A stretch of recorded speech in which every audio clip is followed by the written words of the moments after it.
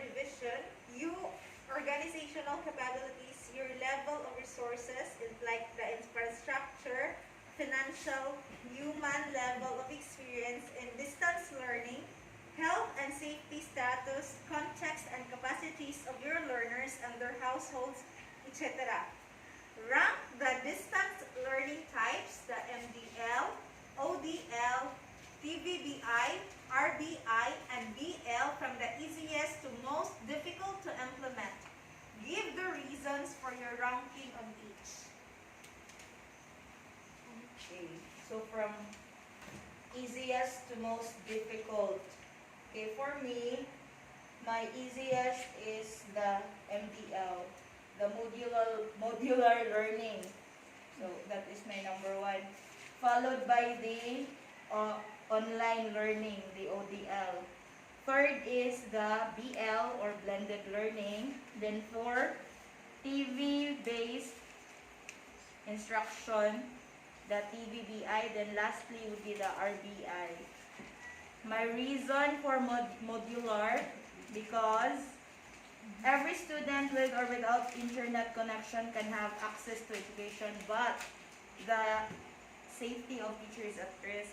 So we can distribute man at the puro or anywhere na masabutan. However, our safety is at risk ani na DL. Next is the online learning. Ang iyang downside pod is ang internet connectivity or ang gadget.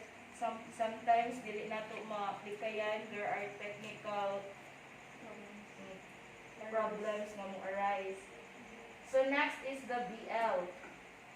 Okay, BL is kuan man o blended no kanang murag na siya combination. So internet and modular. So nadugli ang mga problema nga mo arise. So the internet connection, and when the teacher delivers the module, at risk na punta.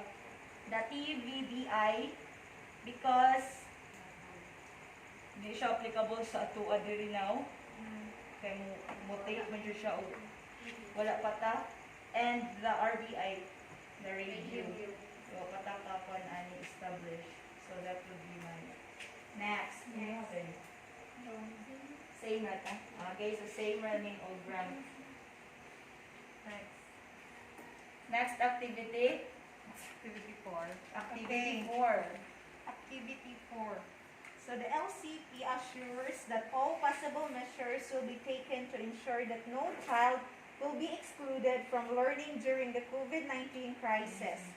Think about groups of learners in your school or division who might require special consideration to be able to participate in distance learning.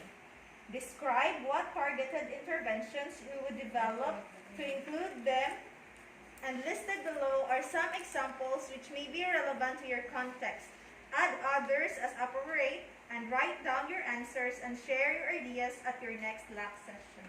Okay, so First is the learners without parents or household member who can guide and support their learning at home. And the targeted intervention is continuous monitoring through social media, regular communication, and home visitation if possible. And then the next is beginning readers from kinder to grade 3. The targeted intervention gives specific tasks that will require reading, proper guidance, and provide drills and guided practice. Okay, next. Okay, next, struggling readers from grade 4 to grade 12. So targeted intervention, encourage them to use modular modality, encourage them to take advantage of other community resources, and independent learning. So how about no access to devices and internet? The targeted intervention for that is home visitation, but it is very risky. Then ask the help of the barangay officials and other members of the community who have the means to help deliver the modules.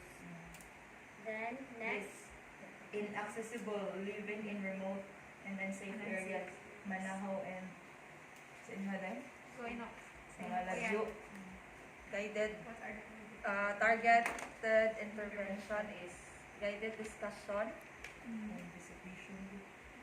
extend help by giving them more time and attention for them to understand a certain topic, and do not stop unless they understand your discussion. Then home visitation. Okay, number For the one. indigenous peoples, wala man taan kani sa indigenous niya. Ang next is Persons with persons with disability. disabilities. Naamo. Wala sa wala. Wala. Kami wala sa MIPID. Pero nagya po yung targeted Nasa, intervention. yes. if ever ever lang nga We have na guided discussion, then home visitation, over risky, careful and good. Okay, so that would be for activity 4. Okay, next. Lesson 2. lesson 2. Okay, lesson 2, designing lessons and assessments in the different LDMs. Okay, so nabasa naman ta sa DepEd Order number 42 series 2016 na the policy guidelines on daily lesson preparation.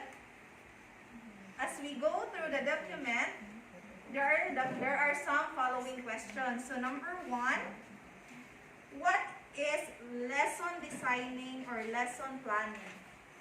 Okay, so lesson designing or lesson planning is a teacher's preparation on how and what the week would be. It provides the teacher a general outline of our teaching goals, learning objectives, and means of accomplishing each objective.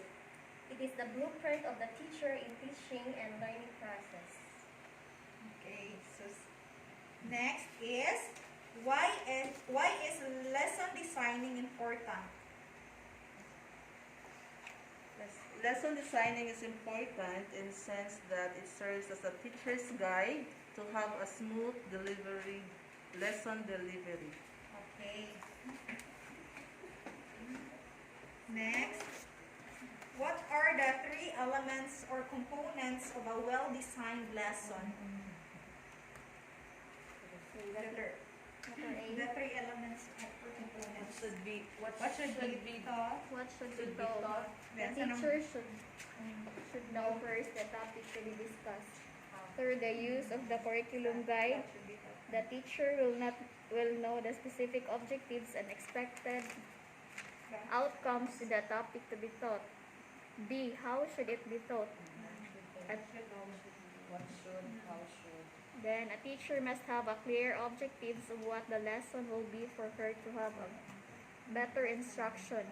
Should the lesson be more of a teacher-centered or learner-centered strategy? Should it be taught through giving them activities, through games, or through discussion? Last is how should learning be assessed?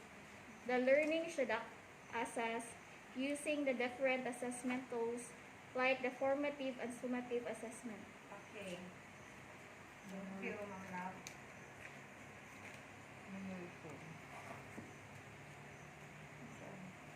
Okay. Activity 2. The second component of a well-designed lesson asks teachers to select and sequence teaching and learning activities that would help learners meet the learning objectives.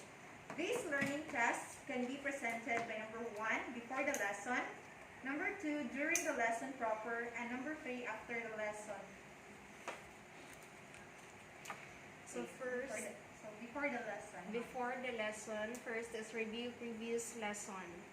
Lesson proper, explain, model, demonstrate, and illustrate the concepts, ideas, skills, or processes that students will eventually internalize. Then after the lesson, wrap up activities.